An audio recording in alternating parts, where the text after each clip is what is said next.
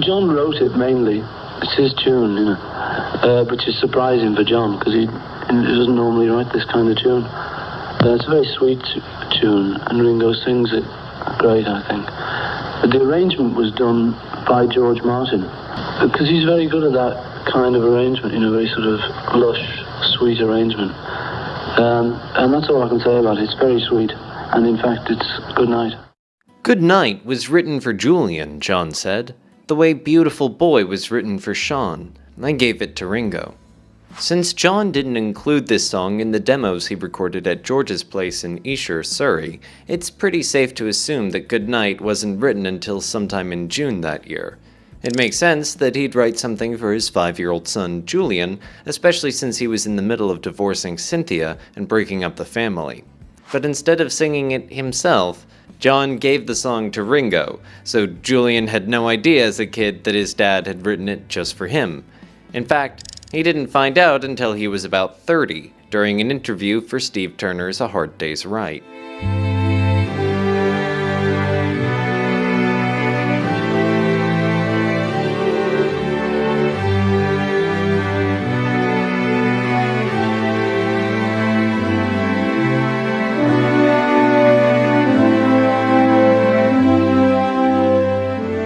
For years, many have just assumed that Good Night was written by Paul, since that's the kind of song he would normally write. Everybody thinks that Paul wrote Good Night for me to sing, Ringo said in '68, but it was John who wrote it for me. He's got a lot of soul, John has. Paul expands on this.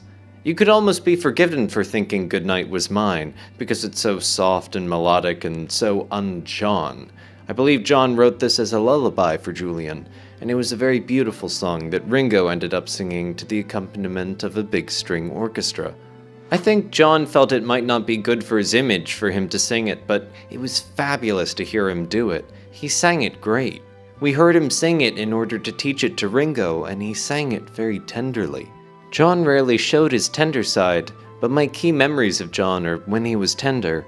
That's what has remained with me. Those moments where he showed himself to be a very generous, loving person.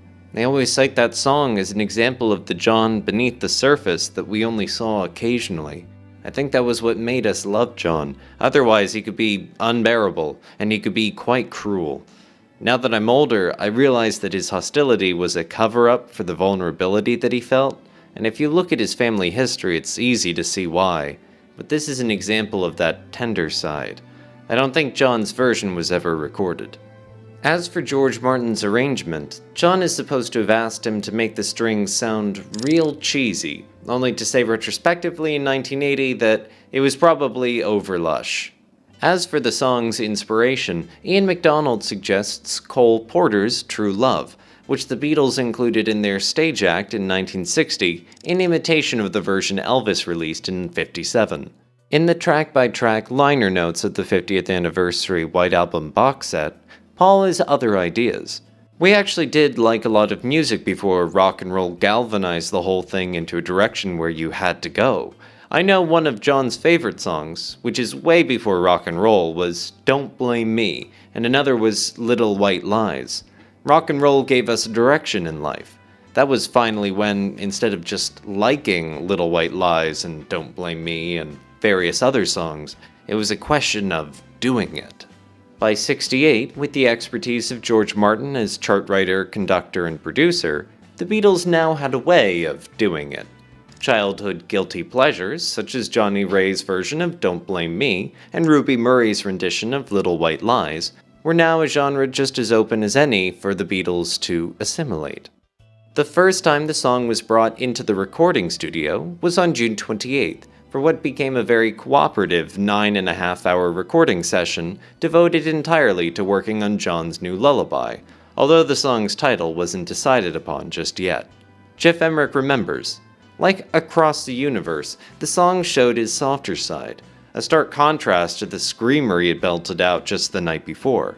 Everybody's got something to hide except me and my monkey. There was another surprise. John had decided to have Ringo sing the lead vocal.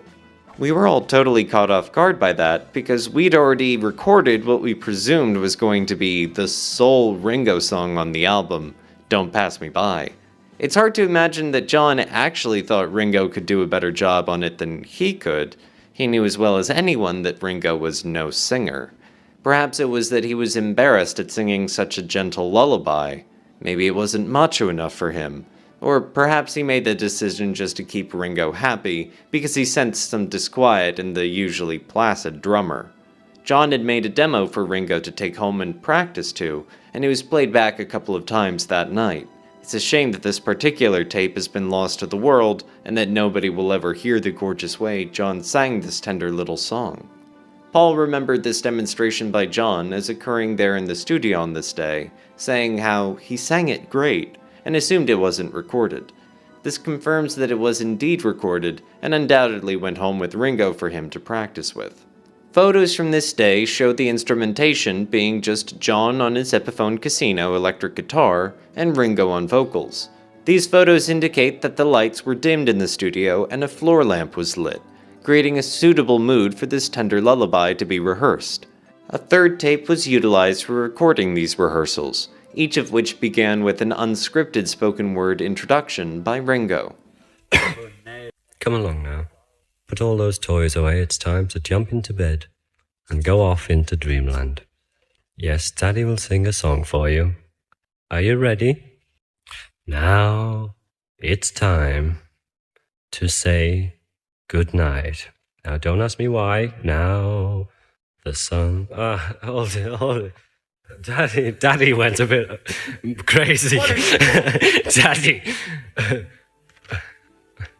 After the Beatles concentrated on other songs, such as Obla-Di Obla-Da, and the faster remake of Revolution, they returned their attention to Good Night, nearly 3 weeks later, on July 22nd. This larger studio was chosen, undoubtedly, because 26 classically trained musicians and a choir were scheduled to perform on this day to begin the song fresh with George Martin's newly written score, all previous attempts at recording the song being deemed unsuitable by this time. The documentation for this day shows that a celeste and piano would be made available in the studio for use by George Martin. Emmerich relates, "During the rehearsal run-throughs, John and Yoko stayed up in the control room while the other three Beatles remained down in the studio with George Martin, who played piano while Paul and George Harrison coached their drummer on phrasing and pitching. That created a unity that had rarely been present in these sessions. Just getting Yoko out of the studio seemed to lighten the atmosphere tremendously." After the classical musicians arrived, they set up and began recording George Martin's score for the song, starting with take 23. Ringo sang his lead vocals live with the studio musicians, evidenced by George Martin asking, "Was Ringo in time with the orchestra?" after the producer conducted the musicians on the first take. Seasoned studio musicians as they were, they nailed the perfect performance rather quickly, which ended the orchestral portion of the session at 10 p.m. The next half hour was used to usher out the musicians and bring in 8 members of the Mike Sam Singers, 4 girls, 4 boys, according to the EMI sheet, to record the sound of a choir. 4 of these singers, Fred Lucas, Pat Whitmore, Irene King, and Mike Redway, had previously been used on I Am the Walrus, so they were already well acquainted with working on a Beatles recording. I'm sure they were relieved to be singing a more conventional performance this time around, instead of vocal swoops and ho ho ho he ha ha ha stick it in your jumper vocalizations as on Walrus. John did sing an a cappella verse of Good Night on a recording from a hotel room at the Hilton Hotel in Amsterdam, Holland in March 1969.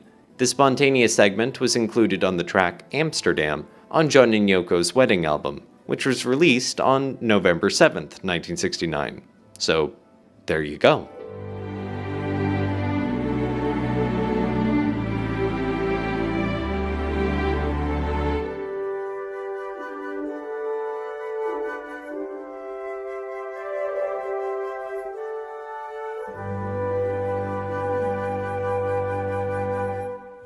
Now it's time to say good night, good night, sleep tight. Now the sun will down is left